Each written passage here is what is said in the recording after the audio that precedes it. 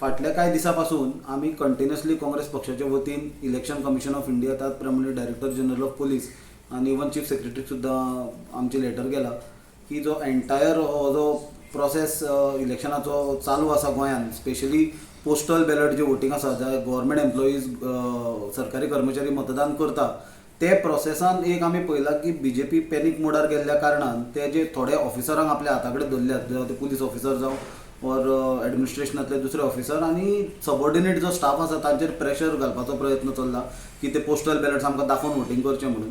So Congress पक्षाच्या वतीन आमी कंटिन्युअसली कंप्लेन्स केल्या आनी आफ्टर अवर सेवरल कंप्लेन्स आज चीफ इलेक्टरल ऑफिसराच्या ऑफिसान सुद्धा पब्लीक नोटीस इश्यू केल्या की ते जे वोटींग जे जाता पोस्टल बॅलट हे सेफ आसा म्हणून आनी ते कर्मचाऱ्याची आयडेंटिटी आनी ताचो वोट डिस्क्लोज जावचो ना. तो हाजी दखल सरकारी कर्मचाऱ्यांनी घेवन मोठ्या प्रमाणात वोटींग करपाची गरज आसा. जे जे लोकांनी भिवन वोटींग दवरला की आमची आयडेंटिटी डिस्क्लोज जातली म्हणून.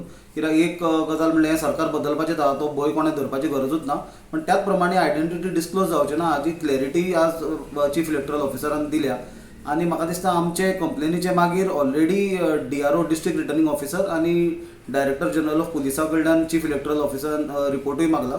सो म्हाका दिसता जे ऑफिसर इंटरफियर करताले एंटायर प्रोसेसान तांचेर स्ट्रिक्ट एक्शन जातले आनी हो प्रोसेस फ्री एंड फेअर जातलो इलेक्शनाचो.